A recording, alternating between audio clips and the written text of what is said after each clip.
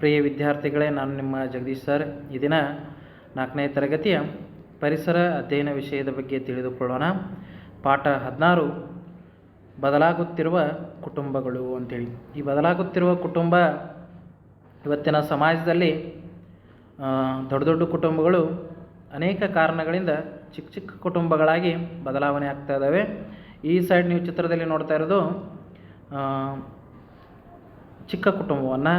ಇದು ಧಾರವಾಡದ ಲೋಕೂರದಲ್ಲಿರ್ತಕ್ಕಂಥ, ಇವತ್ತಿಗೆ ಮೊದಲೆಲ್ಲ 180 ಸದಸ್ಯರು ಆ ಕುಟುಂಬದಲ್ಲಿ ಇರ್ತಾಯಿದ್ರು.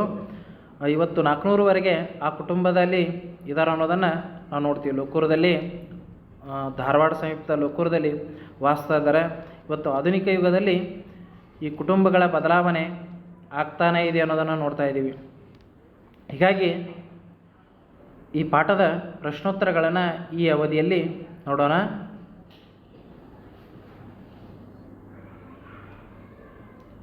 ಪಾಠ 16 ಬದಲಾಗುತ್ತಿರುವ ಕುಟುಂಬಗಳಲ್ಲಿ ಮೊದಲನೇ ಪ್ರಶ್ನೆ, ಈ ಕೆಳಗಿನ ಪ್ರಶ್ನೆಗಳಿಗೆ ಉತ್ತರಿಸಿ. ಮೊದಲೇ ಒಂದು ಚಿತ್ರದಲ್ಲಿ ತೋರಿಸಿರುವುದು ರಾಜಮ್ಮ ಮತ್ತು ರಾಮಯ್ಯರ ಕುಟುಂಬದ ಹಿಂದಿನ ವರ್ಷದ ಚಿತ್ರ. ಸರಿಯಾಗಿ ಇದನ್ನು ಗಮನಿಸಬೇಕು. ಹಿಂದಿನ ವರ್ಷದ ಒಂದು ಚಿತ್ರವನ್ನು ನೀವು ನೋಡ್ತಾ ಇದ್ದೀರಾ. ಇದರಲ್ಲಿ ರಾಮಯ್ಯ ಮತ್ತು ರಾಜಮ್ಮನಿಗೆ ಮಕ್ಕಳಿದ್ದಾರೆ. ಯಾರಪ್ಪ ಅಂದ್ರೆ ಗೋಪಿ, ಸುರೇಶ, ರಮೇಶ, ದಿಲೀಪ, ಪಿಂಕಿ. ಆಮೇಲೆ ಗೋಪಿಯ ಹೆಂಡತಿ ದೀಪಿಕಾ ಇದ್ದಾಳು. ಆಮೇಲೆ ಸುರೇಶನ ಹೆಂಡತಿ ರಾಧಿಕಾ. ರಮೇಶನಿಗೆ ಇನ್ನೂ ಮದುವೆ ಆಗಿಲ್ಲ. ಆಮೇಲೆ ದಿಲೀಪನಿಗೂ ಮದುವೆ ಆಗಿಲ್ಲ. ಪಿಂಕಿಗೂ ಇನ್ನೂ ಮದುವೆ ಆಗಿಲ್ಲ. ಹೀಗಾಗಿ ಗೋಪಿ ಮತ್ತು ಗೋಪಿಯ ಹೆಂಡತಿಗೆ 2 ಜನ ಮಕ್ಕಳಿದ್ದಾರೆ, ಸುಹಾಸ್ ಮತ್ತು ಸುರ್ವಿ ಅಂತೇಳಿ. ಇದು ನೀವು ಚಿತ್ರವನ್ನು ತೆಗಿಬೋದು ಅಥವಾ ಹೆಸರನ್ನು ಬರಿಬೋದು. ಹೆಸರನ್ನು ಬರೀರಿ. ಹೆಸರು ಬರೆದು ಬಾಂಚಿನನ್ನು ಸರಿಯಾಗಿ ಗುರ್ತವನ್ನು ಮಾಡಬಹುದು. ಪ್ರಶ್ನೆ, ಈ ಕುಟುಂಬದಲ್ಲಿ ಎಷ್ಟು ಜನರಿದ್ದಾರೆ ಅಂತ ಕೇಳಿದರು. ಈ ಕುಟುಂಬದಲ್ಲಿ ಎಲ್ಲರೂ ಸೇರಿ ಒಟ್ಟು 11 ಜನರಿದ್ದಾರೆ. ಎಷ್ಟು ಜನರಿದ್ದರು? 11 ಜನರಿದ್ದಾರೆ ಅಂಥೇಳಿ. ಈ ರಾಮಯ್ಯ ಮತ್ತು ರಾಜಮ್ಮನ ಒಂದು ಕುಟುಂಬದಲ್ಲಿ 11 ಜನ ಇದ್ದಾರೆ ಅನ್ನೋದು ನೋಡ್ತೀವಿ. ಆ ಪ್ರಶ್ನೆ, ರಾಮಯ್ಯನಿಗೆ ಎಷ್ಟು ಮಕ್ಕಳು, ಯಾರು ಯಾರು? ರಾಮಯ್ಯನಿಗೆ ಎಷ್ಟು ಮಕ್ಕಳಿದ್ದಾರೆ ಮತ್ತು ಯಾರ್ಯಾರು ಅಂತ ಕೇಳಿದರು. ಉತ್ತರ, ರಾಮಯ್ಯನಿಗೆ 5 ಜನ ಮಕ್ಕಳು. ಮೊದಲನೇವನು ಗೋಪಿ, ಎರಡನೇವನು ಸುರೇಶ, ಮೂರನೇವನು ರಮೇಶ, ಆಮೇಲೆ ದಿಲೀಪ, ಪಿಂಕಿ ಅಂತೇಳಿ 5 ಜನ ಮಕ್ಕಳಿದರು. ಇನ್ನು ಈ ಪ್ರಶ್ನೆ, ಗೋಪಿಗೆ ಎಷ್ಟು ಮಕ್ಕಳು, ಯಾರ್ಯಾರು? ಗೋಪಿಗೆ 2 ಮಕ್ಕಳು. ಯಾರ್ಯಾರಪ್ಪ ಅಂದ್ರೆ ಸುಹಾಸ್ ಮತ್ತು ಸುರಭಿ ಅಂತೇಳಿ. ಸುಹಾಸ್ ಮತ್ತು ಸುರಭಿ 2 ಜನ ಮಕ್ಕಳಿದ್ದಾರೆ. ಇನ್ನು ಈ ವರ್ಷದ ರಾಮಯ್ಯನ ಕುಟುಂಬದಲ್ಲಾದಂಥ ಬದಲಾವಣೆಯನ್ನು ಗಮನಿಸಬೇಕು. ಈ ಬದಲಾವಣೆ ಏನೇನಾಗಿತ್ತಪ್ಪ ಅಂದ್ರೆ, ಇಲ್ಲಿ ಗೋಪಿ ನನಗೆ ಏನಾಗಿತ್ತಪ್ಪ ಅಂದ್ರೆ ಬೇರೆ ಊರಿನಲ್ಲಿ ಕೆಲಸ ಸಿಕ್ಕಿದೆ ಅಂತ ಅವನಿಗೆ. ಹೀಗಾಗಿ ನಾನು ನನ್ನ ಕುಟುಂಬದ ಜೊತೆ ಅಂದರೆ 4 ಜನ ಅವರು ಹೋಗೋರಿದ್ದರು. ಆಮೇಲೆ ರಾಧಿಕಾ ಮತ್ತು ಸುರೇಶನ ಹೆಂಡತಿ ಅವರಿಗೆ ಪಾಪು ಅಂತಕ್ಕಂಥ ಒಂದು ಕೂಸು ಆಗಿದೆ ಅನ್ನೋದು ನೋಡ್ತೀವಿ. ಇದು ಆ ಕುಟುಂಬದ ಹೊಸ ಸದಸ್ಯ ಅನ್ನೋದನ್ನು ನೋಡ್ತೀವಿ. ಶೀಲಾ ರಮೇಶನನ್ನು ಮದುವೆಯಾಗೋಳಿದಳು. ಶೀಲಾ ಏನು ಮಾಡೋದಳಪ್ಪ ಅಂದರೆ ರಮೇಶನನ್ನು ಮದುವೆಯಾಗೋಳಿದಳು. ಇಲ್ಲಿ ಏನಾಗಿದೆಯಪ್ಪ ಅಂದ್ರೆ ಇಲ್ಲಿಯೇ ಅವಳೇ ಇರುತ್ತಾಳೆ. ಇನ್ನು ಮದುವೆ ಆದ ನಂತರ ಇಲ್ಲೇ ಇರ್ತಾಳೆ ಅನ್ನೋದು ನೋಡ್ತೀವಿ. ಪಿಂಕಿ ಉನ್ನತ ವ್ಯಾಸಂಗಕ್ಕಾಗಿ ಪಟ್ಟಣಕ್ಕೆ ಹೋಗೋಳಿದಳು. ಈ ಚಿತ್ರದಲ್ಲಿ ನೀವು ಹೆಸರನ್ನು ಬರಿಬೋದು. ಹೆಸರನ್ನು ಬರೀರಿ. ಆ ಹೆಸರು ಮುಂದೆ ಈ ರೀತಿ ಮಾಡಿ ಸರಿಯಾಗಿ ಚಿತ್ರವನ್ನು ಮಾಡಿ ಏನು ಮಾಡಿರಿ, ಅದರೊಳಗೆ ಸರಿಯಾಗಿ ಬರೀರಿ. ಹೆಸರನ್ನು ನೀವು ಚಿತ್ರ ಬೇಡಾದರೆ ಹೆಸರನ್ನು ಬರೆದು ಅದನ್ನು ಏನು ಮಾಡಿರಪ್ಪ ಅಂದ್ರೆ ಇಲ್ಲಿ ಅವರು ಎಲ್ಲೆಲ್ಲಿ ಯಾವುದಕ್ಕಾಗಿ ಹೋಗಿದಾರೋ ಅನ್ನೋದನ್ನು ಗುರ್ತವನ್ನು ಮಾಡಿರಿ. ಬದಲಾವಣೆ ಏನೇನು ಅನ್ನೋದನ್ನು ಇಲ್ಲಿ ಕೆಳಗೆ ಕೆಲವೊಂದು ಪ್ರಶ್ನೆಗಳನ್ನ ಕೊಟ್ಟಿದ್ದರು, ಅದನ್ನು ನಾವು ನೋಡೋಣ. ಗೋಪಿ ಕುಟುಂಬವು ಬೇರೆಯವರಿಗೆ ಹೋಗಲು ಕಾರಣವೇನು? ಗೋಪಿ ಕುಟುಂಬ ಅಂದರೆ ಅವನ 4 ಜನ, ಅವನ ಹೆಂಡತಿ, ಮಕ್ಕಳು ಈ ಬೇರೆಯವರಿಗೆ ಯಾಕೆ ಹೋಗ್ತಾ ಇದ್ದಾರಪ್ಪ ಅಂತ ಕೇಳಿದರು. ಗೋಪಿಗೆ ಬೇರೆ ಊರಿನಲ್ಲಿ ಕೆಲಸ ಸಿಕ್ಕಿದೆ. ಗೋಪಿಗೆ ಏನಾಗಿದೆಪ್ಪ ಅಂದ್ರೆ ಬೇರೆ ಊರಿನಲ್ಲಿ ಕೆಲಸ ಸಿಕ್ಕಿದೆ. ಆದ್ದರಿಂದ ಅವನ ಕುಟುಂಬ ಬೇರೆ ಊರಿಗೆ ಹೋಗಲು ನಿರ್ಧರಿಸಿದೆ. ಅವನು ಬೇರೆ ಊರಿಗೆ ಹೋಗೋವನಿದಾನು. ಹೀಗಾಗಿ 4 ಜನ ಹೋಗೋರಿದ್ದಾರೆ ಅವರು. ಆ ಪ್ರಶ್ನೆ, ಪಿಂಕಿ ಪಟ್ಟಣಕ್ಕೆ ಏಕೆ ಹೋಗುತ್ತಾಳೆ? ಪಿಂಕಿ ಪಟ್ಟಣಕ್ಕೆ ಯಾಕೆ ಹೊಂಟಿದಳು ಅಂತ ಕೇಳಿದರು. ಪಿಂಕಿ ಉನ್ನತ ಶಿಕ್ಷಣ ಅಂದರೆ ಏನಪ್ಪ ಅಂದರೆ ಹೆಚ್ಚಿನ ಶಿಕ್ಷಣಕ್ಕಾಗಿ ಪಟ್ಟಣಕ್ಕೆ ಹೋಗುವಳಿದಳು ಅನ್ನೋದು ನೋಡ್ತೀವಿ. ಇನ್ನು ಈ ಪ್ರಶ್ನೆ, ಶೀಲಾ ಈ ಕುಟುಂಬಕ್ಕೆ ಏಕೆ ಬರುತ್ತಿದ್ದಾಳೆ? ಶೀಲಾ ಯಾಕೆ ಬರೋದಾಳಪ್ಪ ಅಂದ್ರೆ ರಮೇಶನೊಂದಿಗೆ ಶೀಲಾಳ ಮದುವೆ ಏನಾಗಿತ್ತಪ್ಪ ಅಂದ್ರೆ ನಿಶ್ಚಯ ಆಗೈತಿ. ಆದ್ದರಿಂದ ಮದುವೆ ನಂತರ ಶೀಲಾ ಈ ಕುಟುಂಬಕ್ಕೆ ಸೇರಿ ಇಲ್ಲೇ ಇರ್ತಾಳಕ್ಕಿ. ಮದುವೆ ಆಗೋದ್ರಿಂದ ಇಲ್ಲೇ ಬರ್ತಾಳೆ ಅನ್ನೋದು ನೋಡ್ತೀವಿ. ಈ ಪ್ರಶ್ನೆ, ಸುರೇಶನ ಕುಟುಂಬದ ಹೊಸ ಸದಸ್ಯ ಯಾರಪ್ಪ ಅಂದ್ರೆ ಪಾಪು ಈ ಒಂದು ಸುರೇಶನ ಕುಟುಂಬದ ಹೊಸ ಸದಸ್ಯ ಅನ್ನೋದನ್ನು ನೋಡ್ತೀವಿ. ಇನ್ನು ರಾಮಯ್ಯನ ಕುಟುಂಬದ ವಂಶವೃಕ್ಷ ಬರೆದು ಕುಟುಂಬದಿಂದ ಹೊರ ಹೋದವರಿಗೆ ವೃತ್ತವನ್ನು ಹಾಕ್ರಿ, ಬಂದವರಿಗೆ ಏನು ಮಾಡಿರ್ತಿದ್ರು ಚೌಕ್ ಹಾಕಬೇಕು. ಕುಟುಂಬದಲ್ಲಾದಂಥ ಬದಲಾವಣೆಯನ್ನು ಗಮನಿಸಬೇಕು. ಏನು ಬದಲಾವಣೆ ಆಯಿತು ಅನ್ನೋದನ್ನು ನೋಡ್ತೀವಿ. ರಾಮಯ್ಯ ಮತ್ತು ರಾಜಮ್ಮರ ಕುಟುಂಬದಲ್ಲಿ ಗೋಪಿ, ದೀಪಿಕಾ, ಸುಹಾಸ್ ಮತ್ತು ಸುರಭಿಯವರು ಹೊರಗೆ ಹೋಗಿದರು, ಹೀಗಾಗಿ ವೃತ್ತವನ್ನು ಹಾಕಿದ್ದೀವಿ. ಶೀಲಾ ಈ ಕುಟುಂಬಕ್ಕೆ ಸೇರಿದಳು, ಹೀಗಾಗಿ ಚೌಕನ್ನು ಹಾಕಿದ್ದೀವಿ. ಆಮೇಲೆ ಪಾಪು ಏನಾಗಿದೆಯಪ್ಪ ಅಂದ್ರೆ ಹೊಸ ಸದಸ್ಯ ಆಗಿರೋದ್ರಿಂದ ಅದಕ್ಕೂ ಚೌಕನ್ನು ಹಾಕಿದ್ದೀವಿ. ದಿಲೀಪ್ ಏನೇ ಮಾಡೋದನಪ್ಪ ಅಂದ್ರೆ ಹೊರಗೆ ಹೋಗೋದನು. ಪಿಂಕಿ ಉನ್ನತ ಶಿಕ್ಷಣಕ್ಕಾಗಿ ಹೊರಗೆ ಹೋಗೋದ್ರಿಂದ ಇವ್ರಿಗೂ ನಾವು ಏನು ಮಾಡಿದ್ದೀವಪ್ಪ ಅಂದ್ರೆ ವೃತ್ತವನ್ನು ರೌಂಡ್ ಹಾಕಿದ್ದೀವಿ ಅನ್ನೋದನ್ನು ನೋಡ್ತೀವಿ. ಇನ್ನು 4ನೇ ಪ್ರಶ್ನೆ, ಈ ವರ್ಷ ರಾಮಾಯಣ ಕುಟುಂಬ ಸದಸ್ಯರ ಸಂಖ್ಯೆ ಎಷ್ಟು ಮತ್ತು ಏಕೆ? ಈ ಒಂದು ಕುಟುಂಬದಲ್ಲಿ ಈ ವರ್ಷ ಏನಾಗಿದೆಯಪ್ಪ ಅಂದ್ರೆ ಈ ಎಷ್ಟು ಸದಸ್ಯರ ಸಂಖ್ಯೆ ಎಷ್ಟಿದೆ, ಅವ್ರ ಮನೆಯೊಳಗೆ ಸದಸ್ಯರ ಸಂಖ್ಯೆ ಎಷ್ಟಿದೆ ಅನ್ನೋದು ಕೇಳಿದರು. ಇಲ್ಲಿ ಮತ್ತು ಏಕೆ ಅನ್ನೋದನ್ನು ನಾವು ನೋಡ್ತಾ ಇದ್ದೀವಿ. ಈ ವರ್ಷ ರಾಮಾಯಣ ಕುಟುಂಬದ ಸದಸ್ಯರ ಸಂಖ್ಯೆ 7, ಏಕೆಂದರೆ 11 ಜನರಲ್ಲಿ 6 ಜನ ಬೇರೆ ಕಡೆ ಹೋಗಿದ್ದರು. ಬೇರೆ ಕಡೆ ಏನೇ ಬಿಟ್ಟಿದೆಯೋ ನಾವು ರೌಂಡ್ ಹಾಕಿದ್ದೀವಿ ನೋಡಿದಿರಲ್ಲ, ಅವರು ಬೇರೆ ಕಡೆ ಹೋಗಿದ್ದರು. 2 ಜನ ಸದಸ್ಯರು ಏನಾಗಿದ್ದಾರಪ್ಪ ಅಂದ್ರೆ ಮದುವೆಯಾಗಿ ಪಾಪು ಒಂದು ಬಂದಿದೆ. ಈಗ ಶೀಲಾ ಮತ್ತು ಮದುವೆಯಾಗಿ ಬಂದಿದ್ದಾಳೆ ಅನ್ನೋದು ಪಾಪು ಅನ್ನೋದು ಬಂದಿದೆ. ಈ ಕುಟುಂಬಕ್ಕೆ ಸೇರಿ 7 ಜನ ಆಗಿದ್ದಾರೆ ನೋಡ್ತೀವಿ. ಇಲ್ಲಿ ನಿನ್ನ ಕುಟುಂಬದ ವಂಶವೃಕ್ಷವನ್ನು ಬರೀತಿ ಇದ್ದರು. ನಾವಿಲ್ಲಿ ಏನು ಮಾಡಿದ್ದೀವಪ್ಪ ಅಂದ್ರೆ ನಮ್ಮ ಶಾಲಾ ವಿದ್ಯಾರ್ಥಿ ಸುಷ್ಮಾ ಅವಳ ಒಂದು ಕುಟುಂಬದ ವಂಶವೃಕ್ಷವನ್ನು ನಾವಿಲ್ಲಿ ಬರ್ತೀವಿ. ನೀವೇನು ಮಾಡಬೇಕಪ್ಪ ಅಂದ್ರೆ ನಿಮ್ಮ ಕುಟುಂಬ ವಂಶವೃಕ್ಷವನ್ನು ಈ ಒಂದು ಪ್ರಶ್ನೆಗೆ ಉತ್ತರವಾಗಿ ನಿಮ್ಮ ಒಂದು ಕುಟುಂಬದ ಸದಸ್ಯರ ಒಂದು ಏನು ಮಾಡಬೇಕಪ್ಪ ಅಂದ್ರೆ ಬರೀಬೇಕು. ಇಲ್ಲಿ ಬಾಳಪ್ಪ ಮತ್ತು ಮಹಾದೇವಿ ಅಂತಕ್ಕಂಥ ಕುಟುಂಬದಲ್ಲಿ ಅನ್ನಪ್ಪ ಸುರೇಖಾ ಅಂತಕ್ಕಂಥ ದಂಪತಿಗಳು, ಆಮೇಲೆ ಅನಿಲ್ ಮತ್ತು ಅನಿತಾ ಅಂತಕ್ಕಂಥ ದಂಪತಿಗಳು, ಕುಮಾರ್ ಮತ್ತು ಲಕ್ಷ್ಮಿ ಅಂತಕ್ಕಂಥ ದಂಪತಿಗಳು, ಇವರಿಗೆ ಮಕ್ಕಳಿದ್ದರು ಅಂಕಿತಾ, ಸೂರಜ್, ಸುಷ್ಮಾ, ಶ್ರೀಕಾರ್. ಆಮೇಲೆ ಕುಮಾರ್ ಮತ್ತು ಲಕ್ಷ್ಮಿಗೆ ಕಾವೇರಿ ಮತ್ತು ಓಂಕಾರ ಅಂತೇಳಿ. ಇಲ್ಲಿ ನಾವು ಈ ಸುಷ್ಮಾ ಒಂದು ಕುಟುಂಬದ ವಂಶವೃಕ್ಷವನ್ನು ಬರ್ತೀವಿ. ನೀವೇನು ಮಾಡಬೇಕು, ನಿಮ್ಮದೇ ಆದಂಥ ಕುಟುಂಬ ವಂಶವೃಕ್ಷವನ್ನು ಬರಿಬೇಕು.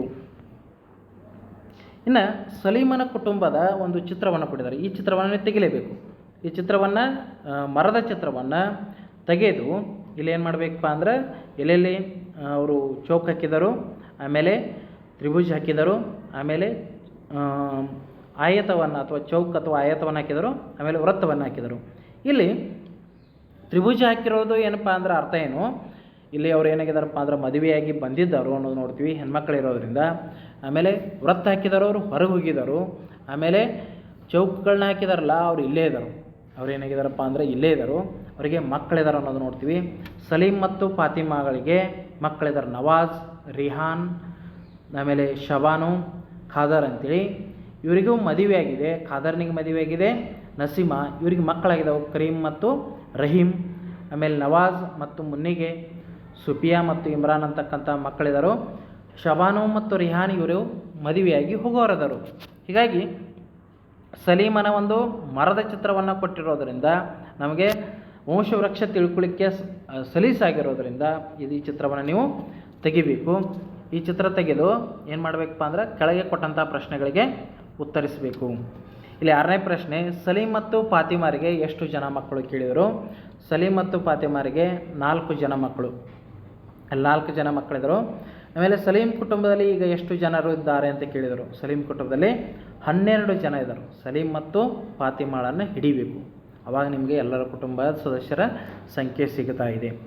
ಸಲೀಂ ಕುಟುಂಬದಿಂದ ಬೇರೆ ಕುಟುಂಬಕ್ಕೆ ಹೋದವರ ಸಂಖ್ಯೆ ಎಷ್ಟು ಅಂತ ಕೇಳಿದರು. ಬೇರೆ ಕುಟುಂಬಕ್ಕೆ ಹೋದವರ ಸಂಖ್ಯೆ ಎಷ್ಟು ಅಂತ ಕೇಳಿದಾರಪ್ಪ ಅಂದ್ರೆ, ಸಲೀಂ ಕುಟುಂಬದಿಂದ ಬೇರೆ ಕುಟುಂಬಕ್ಕೆ ಹೋದವರು ಸಂಖ್ಯೆ 2 ಜನ ಆಗಿದ್ದಾರಪ್ಪ ಅಂದ್ರೆ ಹೋದವರು, ಬೇರೆ ಕಡೆ ಹೋಗೋರ್ದವರು, ಹೆಣ್ಮಕ್ಳು ಇರೋದ್ರಿಂದ ಬೇರೆ ಕಡೆ ಹೋಗೋರ್ದರು. ಬೇರೆ ಕುಟುಂಬದಿಂದ ಸಲೀಂ ಕುಟುಂಬಕ್ಕೆ ಬಂದವರ ಸಂಖ್ಯೆ ಎಷ್ಟಪ್ಪ ಅಂದರೆ 2 ಜನ. ಈ ಸಲೀಂ ಮತ್ತು ಫಾತಿಮಾ ಕುಟುಂಬಕ್ಕೆ ಬಂದವರು ಮದುವೆಯಾಗಿ ಹೆಣ್ಮಕ್ಳು 2 ಜನ ಅನ್ನೋದನ್ನು ನಾವು ನೋಡ್ತೀವಿ. ಇನ್ನು ರಾಜೀವ್ನ ಕುಟುಂಬ ಏನಾಗಿದೆಪ್ಪ ಅಂದರೆ ಚಿಕ್ಕದಾಗಿದೆ. ರಾಜೀವ್ ಮತ್ತು ರಾಣಿಯ ಕುಟುಂಬ ಸರ್ವೇಶ್ ಮತ್ತು ಸುನೀತಾ. ಇಲ್ಲಿ ರಾಣಿ ಏನಾಗಿದ್ದಾರಪ್ಪ ಅಂದ್ರೆ ರಾಜೀವಿಗೆ ಮದುವೆಯಾಗಿ ಬರೋದ್ರಿಂದ ತ್ರಿಭುಜವನ್ನು ಹಾಕಿದ್ವಿ. ರಾಜೀವ್ ಅಲ್ಲೇ ಇರೋದ್ರಿಂದ ಅವನ ಕುಟುಂಬವನ್ನು ತೋರಿಸಿದ್ವಿ. ಆಮೇಲೆ ಸುನೀತಾ ಮದುವೆಯಾಗಿ ಹೋಗೋಳಿದ್ದಾಳೆ. ಸರ್ವೇಶ ಅವನು ಅಲ್ಲೇ ಇರ್ತಾನೆ ಅನ್ನೋದರಿಂದ ಅಲ್ಲಿ ನಾವು ಚೌಕವನ್ನು ಹಾಕಿದ್ವಿ. ಈ ಮರದ ಚಿತ್ರವನ್ನು ನೀವು ತೆಗಿಬೇಕು, ಸರಿಯಾಗಿ ತೆಗಿಬೇಕು ಅನ್ನೋದನ್ನು ಅಂದವಾಗಿ ಭಾಳ ಚಿಕ್ಕದಾಗಿ ತೆಗಿಬಿರಿ. 1 ಪೇಜ್ ಅಥವಾ ಅರ್ಧ ಪೇಜ್ ಆಗುವಷ್ಟೇ ಚಿತ್ರ ಇರಲೇಬೇಕು. ಇನ್ನು 10ನೇ ಪ್ರಶ್ನೆ, ರಾಜೀವ್ನ ಕುಟುಂಬದಲ್ಲಿ ಎಷ್ಟು ಜನರಿದ್ದಾರೆ? ರಾಜೀವ್ನ ಕುಟುಂಬ ಚಿಕ್ಕದಾಗಿರೋದ್ರಿಂದ 4 ಜನ ಇದ್ದಾರೆ. ಆಮೇಲೆ 11ನೇ ಪ್ರಶ್ನೆ, ರಾಜೀವ್ನ ಕುಟುಂಬಕ್ಕೆ ಬಂದವರ ಸಂಖ್ಯೆ ಎಷ್ಟು ಕೇಳಿದರು? ರಾಜೀವ್ನ ಕುಟುಂಬಕ್ಕೆ ಮದುವೆಯಾಗಿ ಬಂದವಳು ರಾಣಿ ಮಾತ್ರ, ಹೀಗಾಗಿ ಒಬ್ಬಳಿದ್ದಾಳೆ. ರಾಜೀವ್ನ ಕುಟುಂಬಕ್ಕೆ ಹೊರಗೆ ಹೋಗುವವರ ಸದಸ್ಯರ ಸಂಖ್ಯೆ ಒಬ್ಬಳಿದ್ದಾಳೆ. ಅವ್ರ ಮಗಳು ಏನಾಗ್ತಾರಪ್ಪ ಅಂದ್ರೆ ಹೊರಗೆ ಹೋಗ್ತಾ ಇದ್ದಾಳೆ, 1 ಅನ್ನೋದು ನೋಡ್ತೀವಿ. ಇನ್ನು 13ನೇ ಒಂದು ಪ್ರಶ್ನೆ ಏನಪ್ಪ ಅಂದ್ರೆ, ಸಲೀಂ ಮತ್ತು ರಾಜೀವ್ನ ಕುಟುಂಬ ದೊಡ್ಡದು ಏಕೆ? ಸಲೀಂ ಮತ್ತು ರಾಜೀವ್ನ ಕುಟುಂಬದಲ್ಲಿ ಯಾವ ಕುಟುಂಬ ದೊಡ್ಡದು ಅಂತ ಕೇಳಿದರು? ಸಲೀಂ ಮತ್ತು ರಾಜೀವ್ನ ಕುಟುಂಬದಲ್ಲಿ ಯಾವ ಕುಟುಂಬ ದೊಡ್ಡದು ಅಂತ ಕೇಳಿದರು ಮತ್ತು ಏಕೆ? ಯಾಕೆ ಕುಟುಂಬ ಹೆಚ್ಚಾಗಿದೆ ಅನ್ನೋದನ್ನು ಕೇಳಿದರು. ಸಲೀಮನ ಕುಟುಂಬ ಏನಾಗಿದೆಪ್ಪ ಅಂದ್ರೆ ರಾಜೀವ್ನ ಕುಟುಂಬಕ್ಕಿಂತನೂ ದೊಡ್ಡದಾಗಿದೆ.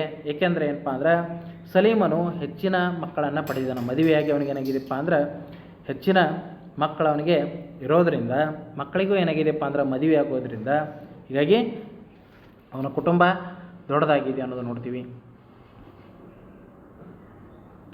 ಇನ್ನು 14ನೇ ಪ್ರಶ್ನೆ, ಹಿರಿಯರ ಸಹಾಯವನ್ನು ಪಡೆದು 4 ವರ್ಷದ ಹಿಂದಿನ ವಂಶವೃಕ್ಷವನ್ನು ಬರೆಯಿರಿ ಮತ್ತು ಈಗಿನ ನಿನ್ನ ಕುಟುಂಬದ ವಂಶವೃಕ್ಷವನ್ನು ಬರೆಯಿರಿ ಅಂತಿದ್ರು. 4 ವರ್ಷದಲ್ಲಿ ಈ ಕುಟುಂಬ ಏನಾಗಿದೆ ಅನ್ನೋದು ನೋಡ್ತೀವಿ. ಇಲ್ಲಿ 4 ವರ್ಷದ ಹಿಂದಿನ ವಂಶವೃಕ್ಷವನ್ನು ನೋಡೋಣ. ಇಲ್ಲಿ ಕುಮಾರ್ ಮತ್ತು ಲಕ್ಷ್ಮೀ ದಂಪತಿಗಳ ಒಂದು ಕುಟುಂಬದಲ್ಲಿ ಮೊದಲ 4 ವರ್ಷ ಏನಿತ್ತು, ಆಮೇಲೆ ಈಗ ಏನಾಗಿದೆ ಅನ್ನೋದನ್ನು ಬಾಳಪ್ಪ ಮತ್ತು ಮಹಾದೇವಿ, ಅನ್ನಪ್ಪ, ಸುರೇಖಾ, ಸುನೀಲ್, ಅನಿತಾ, ಕುಮಾರ್, ಲಕ್ಷ್ಮಿ ಇವರಿಗೆ ಏನಾಗಿದೆಯಪ್ಪ ಅಂದ್ರೆ ಅನ್ನಪ್ಪ, ಅನಿಲ್, ಆಮೇಲೆ ಕುಮಾರ್ ಇವರಿಗೆ ಮಕ್ಕಳಿರೋದ್ರಿಂದ ಅವರಿಗೂ ಸಹ ಮದುವೆಯಾಗಿ ಹೆಣ್ಮಕ್ಳು ಬರೋದ್ರಿಂದ ಅಂಕಿತಾ, ಸೂರಜ್ ಇವರಿಗೂ ಮಕ್ಕಳಿದ್ದಾರೆ. ಅನಿಲ್ ಮತ್ತು ಅನಿತಾಗೆ ಸುಷ್ಮಾ, ಶ್ರೀಕಾರ್ ಮಕ್ಕಳಿದ್ದಾರೆ. ಕುಮಾರ್ ಮತ್ತು ಲಕ್ಷ್ಮಿಗೆ ಕಾವೇರಿ ಮತ್ತು ಓಂಕಾರ ಮಕ್ಕಳು ಇರೋದ್ರಿಂದ ಇದು 4 ವರ್ಷದ ಹಿಂದಿನ ಕುಟುಂಬ. ಅನಿವಾರ್ಯ ಕಾರಣದಿಂದ ಏನಾಗಿದೆಪ್ಪ ಅಂದ್ರೆ ಕುಟುಂಬದಲ್ಲಿ ಕೆಲವು ಸದಸ್ಯರು ಏನಾಗಿದ್ದಾರಪ್ಪ ಅಂದ್ರೆ ಕುಮಾರ್ ಮತ್ತು ಲಕ್ಷ್ಮಿ ಬೇರೆ ಆಗಿರೋದ್ರಿಂದ ಆ ಕುಟುಂಬ ಚಿಕ್ಕದಾಗಿರೋದ್ರಿಂದ ಈಗಿನ ಒಂದು ಕುಟುಂಬ ಏನಾಗಿದೆಪ್ಪ ಅಂದ್ರೆ ಕಾವೇರಿ ಲಕ್ಷ್ಮಿದ ಕುಮಾರ್ ಲಕ್ಷ್ಮಿದ ಏನಾಗಿದೆಪ್ಪ ಅಂದ್ರೆ ಅಲ್ಲಿ ಚಿಕ್ಕ ಕುಟುಂಬ ಆಗಿದೆ. ಒಡೆದು ಹೋಗಿ ಈಗ ಅವರು 4 ಜನ ಇದ್ದಾರೆ ಅನ್ನೋದು ನೋಡ್ತೀವಿ. ನೀನು ಬರೆದಂಥ 2 ವಂಶವೃಕ್ಷಗಳನ್ನು ಹೋಲಿಸಿ ಮುಂದಿನ ಒಂದು ಪ್ರಶ್ನೆಗೆ ಉತ್ತರವನ್ನು ಕೊಡ್ರತಿ ಇದ್ದರು. ಪ್ರಶ್ನೆ, ಆಗಿನ ಮತ್ತು ಈಗಿನ ಕುಟುಂಬ ಯಾವುದು ದೊಡ್ಡದು ಅಂತ ಕೇಳಿದರು. ಆಗಿನ ಮತ್ತು ಈಗಿನ ಕುಟುಂಬದಲ್ಲಿ 4 ವರ್ಷ ಹಿಂದಿನ ಕುಟುಂಬವೇ ದೊಡ್ಡದಾಗಿತ್ತು ಅನ್ನೋದು ನೋಡ್ತೀವಿ. ಆಗಿನ ಕುಟುಂಬಕ್ಕಿಂತಲೂ ಈಗಿನ ಕುಟುಂಬನೂ ದೊಡ್ಡದಾಗಿತ್ತು ಅನ್ನೋದು ನೋಡ್ತೀವಿ. ಇಲ್ಲೇನು ಮಾಡ್ಬೋದು, ನಿಮ್ಮ ಕುಟುಂಬವನ್ನು ಬರೆದು ಆ 4 ವರ್ಷದ ಹಿಂದಿನ ಕುಟುಂಬವನ್ನು ನೀವು ಬರಿಬೋದು ಅಥವಾ ಇದೇ ಕುಟುಂಬವನ್ನು ಬರಿಬೋದು. ಇಲ್ಲಿ ನೀವು ಸಾಧ್ಯವಾದಷ್ಟು ನಿಮ್ಮ ಒಂದು 4 ವರ್ಷದ ಹಿಂದಿನ ಕುಟುಂಬವನ್ನು ಬರೀ. ಆಮೇಲೆ ಈಗ ಕಡಿಮೆ ಆಗಿತ್ತಂದ್ರೆ ಸಂಖ್ಯೆ ಆ ಒಂದು ಚಿಕ್ಕ ಕುಟುಂಬವನ್ನು ಬರಿಬಹುದು ಅನ್ನೋದು ನೋಡ್ತೀವಿ. ಅಥವಾ ಅದೇ ಕುಟುಂಬ ಹಾಗೆ ಇತ್ತಂದ್ರೆ ಎರಡರಲ್ಲಿಯೂ ನೀವು ಹಾಗೆ ಬರಿಬೋದು. ಇನ್ನು 15ನೇ ಪ್ರಶ್ನೆ, ನಿನ್ನ ಮನೆಯ ನೆರೆಹೊರೆಯವರ ಕುಟುಂಬಗಳನ್ನು ಗಮನಿಸು. ಒಂದು ದೊಡ್ಡ ಕುಟುಂಬ ಮತ್ತು ಚಿಕ್ಕ ಕುಟುಂಬದ ಸರಳ ವಂಶವೃಕ್ಷವನ್ನು ರಚಿಸು. ನಿಮ್ಮ ಮನೆದಂಡೆ ಇರತಕ್ಕಂಥ ಒಂದು ಕುಟುಂಬವನ್ನು ನೀವು ಗಮನಿಸಿ, ಅದರ ದೊಡ್ಡ ಕುಟುಂಬ ಯಾವುದು, ಚಿಕ್ಕ ಕುಟುಂಬದ ವಂಶವೃಕ್ಷವನ್ನು ರಚನೆ ಮಾಡಿರ್ತಿದ್ರು.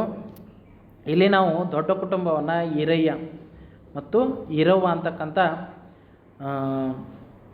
ಗಾಯತ್ರಿಯ ಒಂದು ಕುಟುಂಬವನ್ನು, ನಮ್ಮ ವಿದ್ಯಾರ್ಥಿಯಾದಂಥ ಗಾಯತ್ರಿಯ ಕುಟುಂಬವನ್ನು ನಾವಿಲ್ಲಿ ತೊಗೊಂಡಿವಿ. ಹೀಗಾಗಿ ಇವ್ರದ್ದು ಕುಟುಂಬ ಏನಾಗಿದೆಪ್ಪ ಅಂದರೆ ದೊಡ್ಡದಿರೋದ್ರಿಂದ ಇಲ್ಲಿ ಈರಯ್ಯ ಮತ್ತು ಈರವ್ವ ಅಂತಕ್ಕಂಥ ದಂಪತಿಗಳಿಗೆ ಶಿವಯ್ಯ ಮತ್ತು ಚಂಬಯ್ಯ ಮಾತಯ್ಯ ಅಂತಕ್ಕಂಥ ಮಕ್ಕಳಿದರು. ಶಿವಯ್ಯನಿಗೆ ಹೆಂಡತಿಯಾಗಿ ಗೀತಾ, ಚಂಬಯ್ಯನಿಗೆ ಹೆಂಡತಿಯಾಗಿ ಸಂಗೀತ, ಮಾತಯ್ಯನಿಗೆ ಹೆಂಡತಿಯಾಗಿ ಸಾರಿಕಾ ಆಗಿರೋದ್ರಿಂದ, ಆಮೇಲೆ ಇವರಿಗೆ ಮಕ್ಕಳಿದ್ದಾರೆ ಗೌರಿ, ಗಂಗಾಧರ್ ಅಂತೇಳಿ. ಆಮೇಲೆ ಚಂಬಯ್ಯ ಮತ್ತು ಸಂಗೀತನಿಗೆ ನೇತ್ರಾವತಿ ಮತ್ತು ಗಾಯತ್ರಿ ಅಂತೇಳಿ, ಮಾತಯ್ಯ ಮತ್ತು ಸಾರಿಕಾನಿಗೆ ವಿಧಾತ ಮತ್ತು ಶ್ರೇಯ ಅಂತೇಳಿ ಇವ್ರದ್ದು ಕುಟುಂಬ ಏನಾಗಿದೆಪ್ಪ ಅಂದ್ರೆ ದೊಡ್ಡ ಕುಟುಂಬ ಆಗಿದೆ ಅನ್ನೋದು ನೋಡ್ತೀವಿ. ಇನ್ನು ಚಿಕ್ಕ ಕುಟುಂಬಕ್ಕೆ ಬಂದರೆ ಬಸಗೌಡ ಮತ್ತು ವಿದ್ಯಾಶ್ರೀ ಅಂತೇಳಿ ಇವರಿಗೆ ಇಬ್ಬರು ಜನ ಮಕ್ಕಳಿದ್ದಾರೆ, ಪ್ರಾಚಿ ಮತ್ತು ಪ್ರಥಮ್. ನೀವು ಇಲ್ಲಿ ಸಂಖ್ಯೆ ನೋಡಿದಾಗ ಇವ್ರ ಕುಟುಂಬ ದೊಡ್ಡದು ಮತ್ತು ಇವ್ರ ಕುಟುಂಬ ಚಿಕ್ಕದು ಅನ್ನೋದು ನಿಮ್ಗೆ ಅರ್ಥ ಆಗುತ್ತೆ ಅನ್ನೋದು ನೋಡ್ತೀವಿ. ಹೀಗಾಗಿ ಇಲ್ಲಿ ನೀವು ಇದೇ ಒಂದು ವಂಶವೃಕ್ಷವನ್ನು ಬರಿಬೋದು ಅಥವಾ ನಿಮ್ಮ ನೆರೆ ಮನೆಯ ವಂಶವೃಕ್ಷವನ್ನು ಬರಿಬೋದು. ಅಲ್ಲಿ ದೊಡ್ಡ ಕುಟುಂಬ ಮತ್ತು ಚಿಕ್ಕ ಕುಟುಂಬ ಅಂದನ ಸರಿಯಾಗಿ ಅರ್ಥ ಮಾಡಿಕೊಂಡು ನೀವೇನು ಮಾಡಬೇಕಪ್ಪ ಅಂದ್ರೆ ಅವಾಗ ಮಾತ್ರ ಬರೀರಿ. ಇನ್ನು 16ನೇ ಪ್ರಶ್ನೆ, ಕುಟುಂಬದ ಸದಸ್ಯರು ಬೇರೆ ಕಡೆ ಹೋಗಲು ನೆಲೆಸಲು ಇರುವ ಕಾರಣಗಳನ್ನ ಪಟ್ಟಿ ಮಾಡಿರ್ತಿದ್ರು. ಯಾಕೆ ಕುಟುಂಬ ಒಡೆದು ಹೋಗ್ತಾ ಇದೆ ಅಥವಾ ಯಾಕೆ ಬೇರೆ ಕಡೆ ಅವ್ರು ಹೋಗ್ತಾ ಇದ್ದಾರೆ ಅನ್ನೋದನ್ನು ಕಾರಣಗಳನ್ನ ಪಟ್ಟಿ ಮಾಡಿರ್ತಿದ್ರು. ಮೊದಲನೇ ಕಾರಣ ಉತ್ತರವನ್ನು ನೋಡೋಣ. ಮೊದಲನೇ ಕಾರಣ ಏನಾಗಿದೆಪ್ಪ ಅಂದ್ರೆ ಕುಟುಂಬ ಸದಸ್ಯರಲ್ಲಿ ಉನ್ನತ ವ್ಯಾಸಂಗಕ್ಕಾಗಿ ಪರಸ್ಥಳಕ್ಕೆ ಹೋಗಬೇಕಾಗ್ತದೆ, ಬೇರೆ ಊರಿಗೆ ಹೋಗಬೇಕಾಗ್ತದೆ ಅವರು. ಯಾಕಪ್ಪ ಅಂದ್ರೆ ಧಾರವಾಡ ಆಮೇಲೆ ಬೆಂಗಳೂರು ಉನ್ನತ ವ್ಯಾಸಂಗಕ್ಕಾಗಿ ಅವ್ರು ಏನು ಮಾಡಬೇಕಾಗ್ತದಪ್ಪ ಅಂದ್ರೆ ಬೇರೆ ಕಡೆ ಹೋಗಬೇಕಾಗ್ತದೆ.